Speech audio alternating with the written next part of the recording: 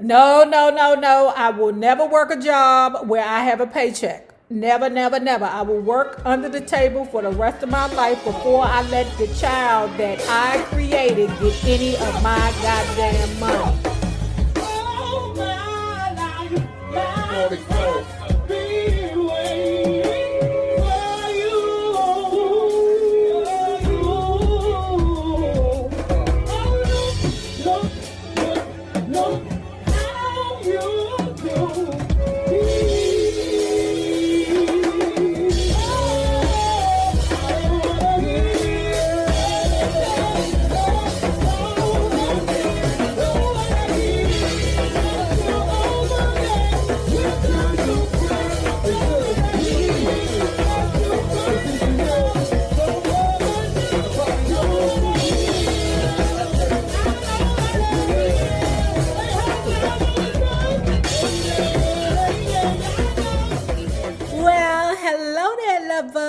Hello there, Bellas. If you have not already done so, please remember to like, share to Facebook, subscribe, and visit uptopbeauty.com. Today's looky would be our black velvet turban. And if you are not already a part of our book club, please hit the Patreon link below and or the join button here on the YouTube. And for a small monthly fee of $5, you babies, yeah, show, can be privy to all the shenanigans before the YouTube gets it, if the YouTube gets it. Now, let's continue talking about Richard Pryor's prior convictions and other life sentences. The official autobiography. Brandy worked as a phone operator but moonlighted as a dancer at the Whiskey A Go-Go. Another dancer friend of hers, Carl, also lived in the tower. The first time Brandy took me to Carl's apartment, I walked in and saw another guy in there. I said the first thing that came to mind, let's take off our clothes and have an orgy. How was I supposed to know the other guy was Carl's brother, Paul Mooney, a large black man who loved to talk and talk and talk, would become a comedian, my lifelong friend, collaborator, comic foil, alter ego, antagonist, and so on. But as soon as Mooney heard me suggest having a sex party, he exploded. He threw my ass out in the hall. Get the fuck out of here, nigga, he said as the door closed behind me. Mooney and I began seeing each other at comedy clubs, and we became friends anyway. He was fascinated by me. He always said he'd never known anyone who didn't give a shiz about rules or propriety. Someone who didn't care about anything except what he wanted at that moment. Another reason as to why he is Richard Chicken Shit Pryor. That was me, especially once I discovered instant gratification through a drug dealer I called Dirty Dick. He was a funny-looking black dude who talked in bullshit rhymes, handled top-of-the-line boogity-shoogity. I used the mother hunchy as if he were an automatic teller machine, snorting it up, $100 to $200 a day. And I didn't even realize how much I liked to snort boogity-shoogity. After one night with Dick, I came home fairly well effed up. Not a great idea in the building where I lived because it was a strange place. If you weren't careful, for instance, the elevator had a mind of its own. Let me see how old you hussies are. Do y'all remember Charlie in the Great Glass Elevator? That was the elevator in Richard Pryor's book and in the Temple Court. That motherfucker would take you anywhere.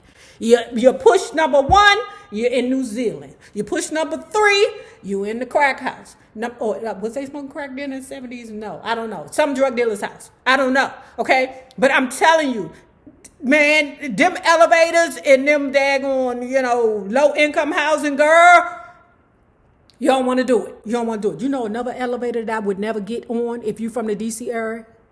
The Tyler House. Nigga, I die before I get into an elevator on the Tyler House. Never, Never. After one night with Dick, I came home fairly well fucked up.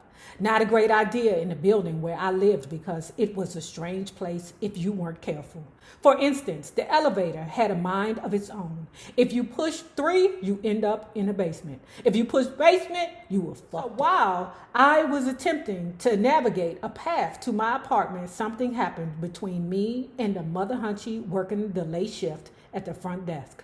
I don't know what, but it was loud and nasty. You can't say that crap to me, he said. If I want to say that crap to you, I will. I say it to you and your mammy. In a blur, this mother hunchy turned into Bruce Lee with a bad attitude. He snapped his shoes off, crouched in a karate stance, started waving his fist, and snarled, "Come on, nigga. Come on, try it." Why did all the men in the 70s want to be Bruce Lee? What was that about? Police records indicated that I hit the mother hunchy in the face and broke his glasses. I don't remember that shit. I don't. But then the cops arrived. Only I didn't know they were cops. And when they slapped some handcuffs on me, I thought something strange was going down. I thought maybe I might be going for a swim with the fishes. Held in front of the hotel, I shouted towards the building and past the cars. Help! Help me! Help me! This nigga so high, he don't know what the hell is going on. Hey, y'all, help me. They're taking me someplace. Help me. I was high crazy. I went to jail. Then the motherfucker sued me and won for $75,000. What could I do? I just said, fuck it. What I think about this book is that the best part about it is that his career is like secondary to the happenstances in his life. Then Maxine sued me for child support. She claimed that we'd lived together like husband and wife.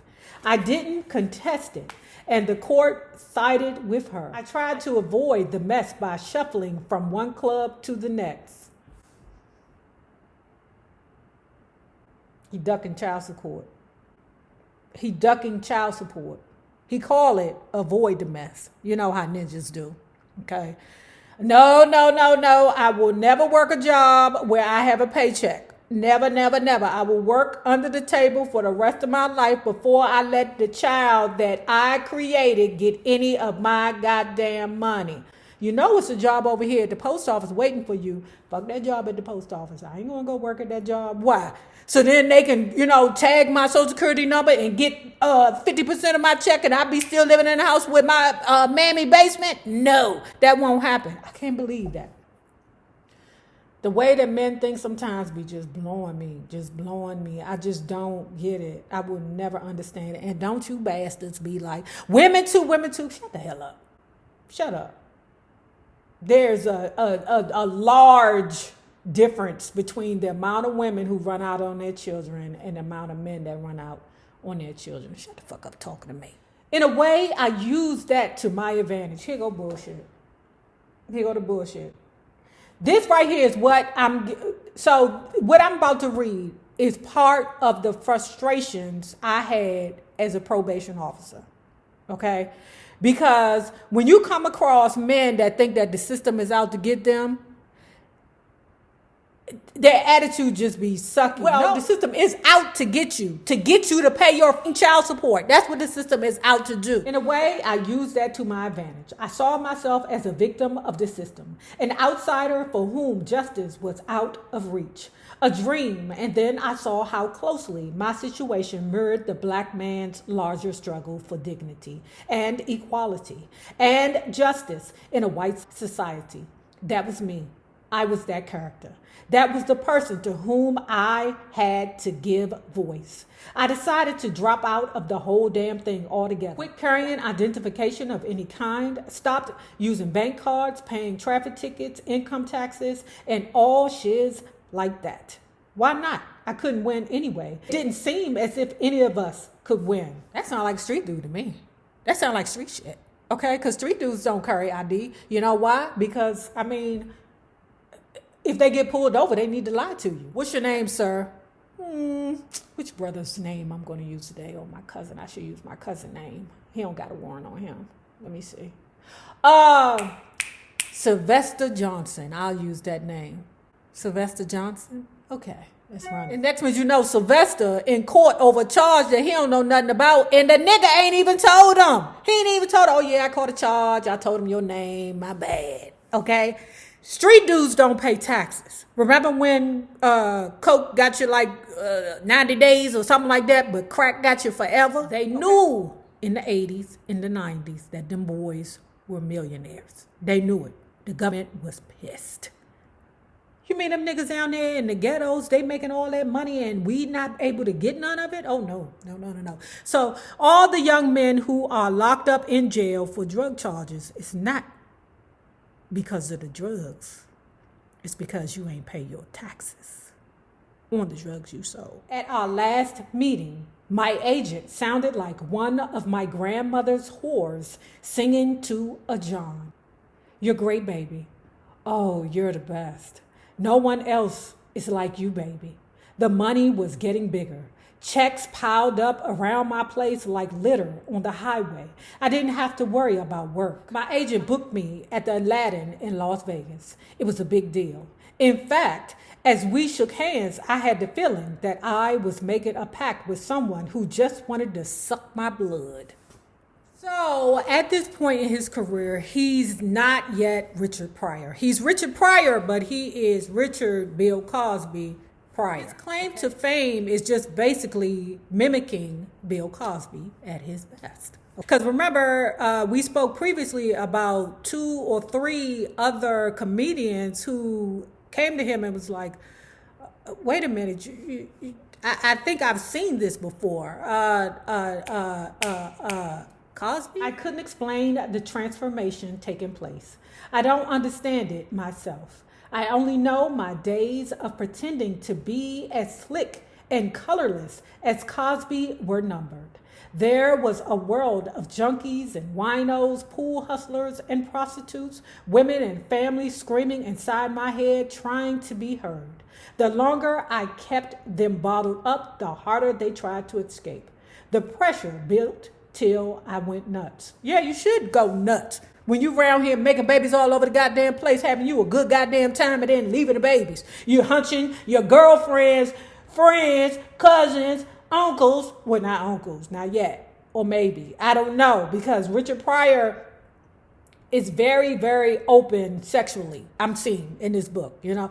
He might not be sucking a dick, but he don't mind standing next to somebody who maybe sucking. By the time I rolled into Vegas in September, I was completely effed up. Okay, on the outside, but I felt as if my legs were going to give out on me at any minute. I was sandwiched between the headliner, Pat the Hypnotist Collins, and the Brasilia Jazz Review, or so people have told me because I don't remember shit. Only that it was opening night. Now please welcome a very funny gentleman. You've seen him on a number of TV shows, Mr. Richard Pryor. I came out, nice applause. I looked out at the audience. The first person I saw was Dean Martin, seated at one of the front tables. He was staring right back at me. At me! I asked myself, who is looking at Rich? Dean Martin is looking at Rich. I checked out the rest of the audience. They were staring at me as intently as Dean, waiting for the first laugh. Again, I asked myself, who they looking at, Rich? I don't know. I couldn't say they looking at you, Richard, because I didn't know who Richard Pryor was. And in a flash of introspection, when I was unable to find an answer, I crashed. I had a nervous breakdown. I looked back at Dean, who was still looking at me, waiting for something, you know. I imagined what I looked like and got disgusted. I gasped for clarity, as if it was oxygen. The fog rolled in. In a burst of inspiration, I finally spoke to the sold-out crowd. What the fuck am I doing here? Then I turned and walked off the stage. God was much funnier than me that night. Instead of guiding me off stage to my dressing room, he pointed me in the wrong direction. I found myself standing on a narrow ledge behind the curtain. I couldn't turn around, nor would I. So in my tux, I inched and crawled my way along the tiny lip of wood towards the faint glow of an exit sign. Backstage, I gathered my clothes and left the hotel, climbed into my 65 Mustang and drove to LA. My agent was hysterical, incredulous. How could I have walked off? What the F was going on? Do you know what you did, my agent screamed? Do you know what this means? No, you the agent, you tell me. Then I heard those famous words, you'll never work in this town again. Did you hear me? You will never work in this town again.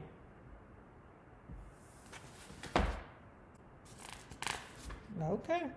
Contrary to rumor, my Las Vegas flameout wasn't in front of a mafia audience. It didn't cause the mob to put out a contract on me, lead to a ban from ever performing at the hotels, or serve as my ticket to the loony bin.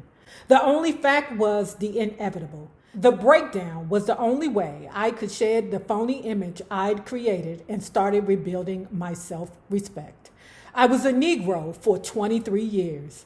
I gave that shiz up. No room for advancement.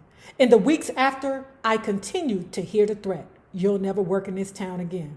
So, this is the thing about Richard Pryor, right? Again, his career is secondary to the truth, okay? Now, he's unbothered by the fact that his agent has said to him, you'll never work in this town again. You know, that's a big deal.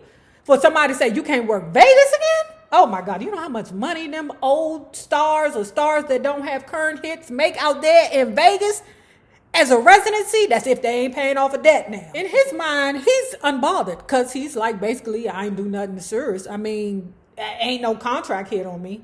You know, the mafia wasn't in the audience. You know, ain't nobody that I should be scared of in the audience. And even if they was big and bad, it ain't like I'm going to be scared of. I'm chicken shit though, but I'm going to do what I want to do. Richard Pryor said, the fact that the agent told him you'll never work in this town again didn't bother him. He said he would have been better off telling him you'll never fuck in this town again.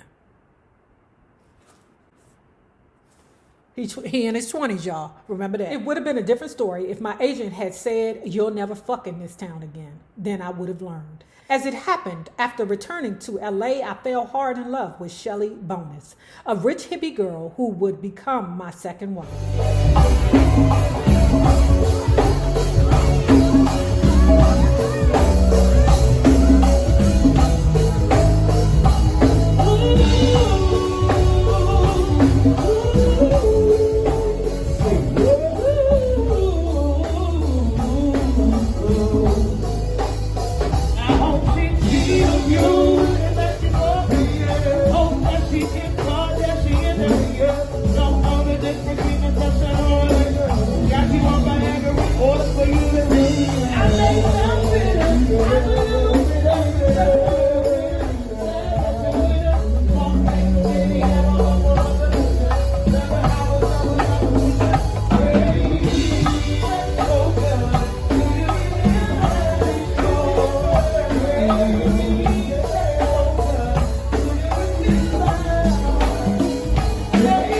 Now, if you have not already done so, please remember to like, share to Facebook, subscribe, and visit uptopbeauty.com. Now, remember this. The same people that you meet on the way up will always be the same people that you meet on the way down. My naysayers, my patron loves. You babies, have a good one. Peace.